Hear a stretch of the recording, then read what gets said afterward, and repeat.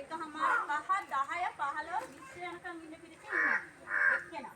මේ සියලු දෙනාම මා හරහා මිත්‍ර මුදල් බැංගා කියලා මෙයාලගේ ඇත්වල රිසිට් තියෙනවා මගේ පොතේ සියලු ලියකියවිලි තියෙනවා. ඒ ලීඩර්ට බඳපු නාම ලේඛනයේට එයා ඒ ලේඛනයේට මෙයා සිංහල කියලා අස්සම් කරලා දියුණු ප්‍රකාශයක් දෙනවා මෙයාට මුදල් මාසයක් ඇතුළත ගෙවනවා කියලා.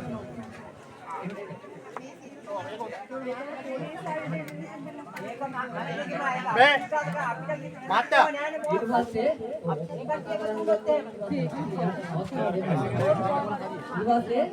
පොලියට අරන් කියනවනේ. හරි ඒක ඕනේ. දැන් ඒ ප්‍රශ්න තියෙනවා පොලියට සල්ලි ගත්තා ඊට පස්සේ ගොඩක් අය ඉන්නවනේ එහෙමනේ. මාසයක් ගෙවුවා පොලිය. ඒකට මොකක් හරි සාධාරණයක් තියෙන්න බෑනේ. ඒකට මේ දෙකටම උත්තරයක් විතර දෙනවා කියලා අපි එයාගේ කටින් එකකට අහගමු. මේ පොලිස් සමිතිය මාර්ගයේ දැන් කොමිටෙන් කරන්නේ මේ ගත්තත් තාවුනාට දැන් ඔක්කොම ඊට ගන්න ඕනේ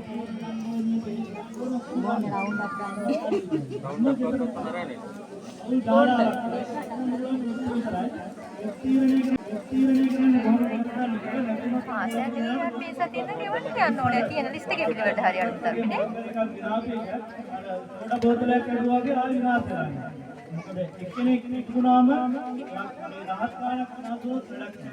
ඒක අපි යහපත් දේ කරන්න ඕනේ ඔබ කල්පනා කරලා මැනේජ්මන්ට් එකත් හදාගෙන හොඳ උත්තරයක් දෙන්න. ඒක බාහිර උත්තරයක් දෙන්න බෑ. ආලෙකට හැදලා යනවා නම් ඊට පස්සේ ඔයාලා මේක ගැටනේ තේරුම් නැහැ නේ. දැන් මෙතන මම ලක්ෂ 40ක් යට යන්න තියෙන ඔබතුමී ගන්න. අපිට මෙතන 50000 යට කරපු කෙනෙක් එයාට අපි කැපිටෝලා නැහැ නේ. ඒකට එයා රුපියල් 50000 වෙන රත්තරන් බල්ටි කියලා. හරිද? නැත්තම් බහදීම අමාරුයි. මහත්යාගේ රුපියල් 10000 කියලා ඉන්න. තව යාළුවෝ කමකින් 10000 මේ හැම එකක්ම කියලා රුපියල් 10000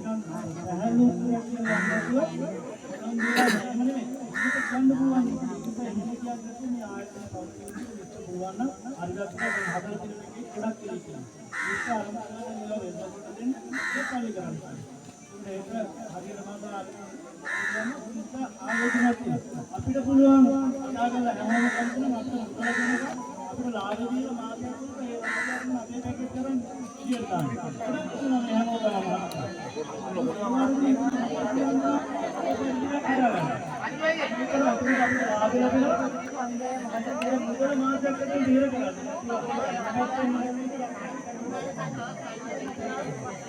ගන්න.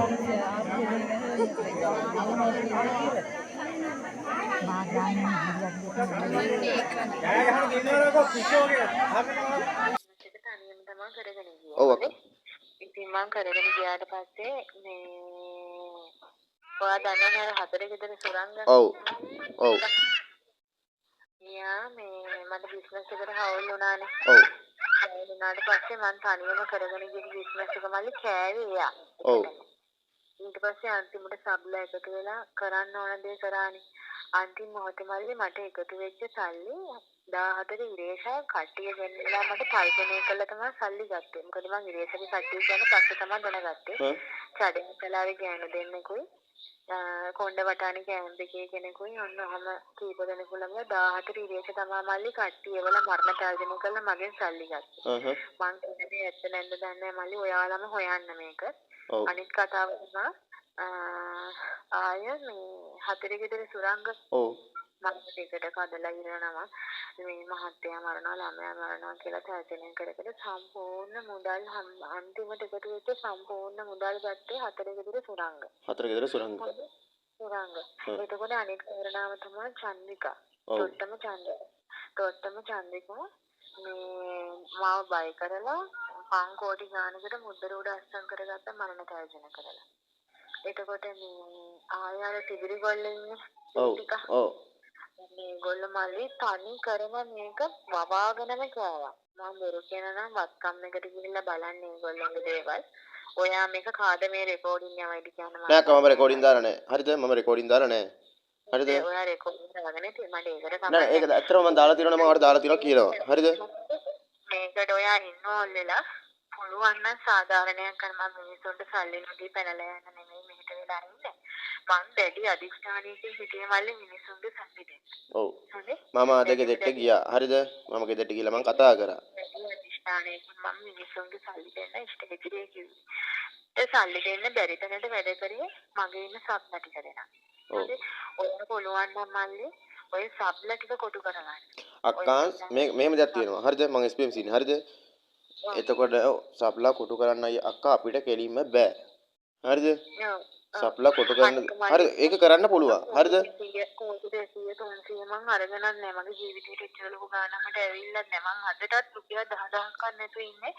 අන්තිම මොහොතේ බබාගේ කරේ චේන් එකත් මල්ලි මරණ තර්ජන කරපු මිනිහෙකුට දීලා. ඔව් මට දැන් කියලා ආරංචියක් ආවා බබාව මරනවා කියලා. හරිද? ගෙදරට ගියාට පස්සේ තාත්තා ඉන්නකො බබා මරනවා කියනවා. මගේ මහත්තයා මරනවා කියනවා. අම්මා මරනවා කියනවා. මං කොහොමද මල්ලි මේ දේවල් එක්කනේ මං පැනලා යන්නේ අදහසක් මං ගෙදරින් එනකොටවත් තිබ්බේ නෑ. මම මහත්තයා ළමයි ඔයාට දරුවෙක් ඉන්නවා නම් ඔයාට තේරෙයි ළමයාගේ මහත්තයාගේ තියෙන අගේ. මම ලංකාවේ ඉන්න මට පාස්පෝර්ට් එකක්වත් නෑ. හැබැයි මං ගමඩින් මිනිස්සුන්ට මං ගත්ත මිනිස්සුන්ගේ සල්ලි දෙන අදිෂ්ඨානයෙන්මයි හිටියේ. හැබැයි මගේ සබ්ලා අන්තිම මොහොතේ බීල් කඩලා සීල් තියාගෙන තනි කරම යාළුවා තමයි මේ ගේම ගැහුවේ. මට තාත්තා කියපු විදිහට ඔයා නැති වෙලාවේ සෑහෙන මැච්චක් ගහලා තියෙනවා සබ්ලා. හරිද? ඔව් මන් නැතුව. ඔයා නැති වෙලාවට ලොවිදුලා වායු සමීකරණ ගෙවල් කාර් වේ ලොරි කොහමද මල්ලි එයාලා ගත්තේ? ඒක තමයි අඩුම තරමේ අක්කා ඒක තමයි ඔයා ඉන්න ඕනේ. ඔයා ඉන්න ඕනේ. ඔයා හිටියොත් තමයි අක්කා එතන අපිට කතා කරන්න පුළුවන්. මට ඉන්න බෑ මට තියෙන තර්ජනත් එක්ක මට ඉන්න බෑ. හැබැයි මම දැන් මම බිස්නස් එක කරගන්නේ කොහොමද සෝෂල් මීඩියා වලට දාලා මිනිස්සු මේව කළා කොහොමද මේව කරන්නේ? ඇයි මේ බොරු දාලා තියෙන්නේ?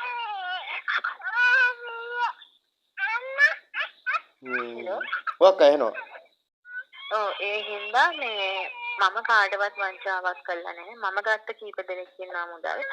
මං ගත්ත මුදල් ගත්ත කීප දෙනාට මං අනිවාර්යයෙන් මුදල් නා අන්තිම මොහොතේ වෙනකම් මල්ලි මම මිනිස්සු වෙනුවෙන් සටන් කරේ. නොකා නොබී මිනිස්සු වෙනුවෙන් කරේ. අන්තිමට සබ්ලා එකතු වෙලා ගහපු ගේම් එක මං කියන්න ඕනේ හැමෝම ඒක ඔයා අක්කා කියන්න දෙයක් නැහැ. ඒක කියන්නේ පේන. ඒ කියන්නේ ඕනේ ගොනෙකුට දැක්කොත් පේනවා ඒකේ. හරිද? මොකද? සබ්ලා කරපු දේ ඕනේ ගොනෙකුට පේනවා. හරිද? ඒ උනාට ගොනෙකුට තේරුණාට මල්ලි මිනිස්සු ඒකට මැරිහත් වෙන්නේ නැහැ. එයාලගේ හරිම වත්කම් ටික මෙලවා නම් මල්ලි ওই මිනිස්සුන්ගේ බාකට භාවික සල්ලි තියෙන්නේ මිනිස්සු ළඟ. අක්කා මෙහෙම දෙයක් තියෙනවා. වත්කම් බලන්න පුළුවන්. හරිද?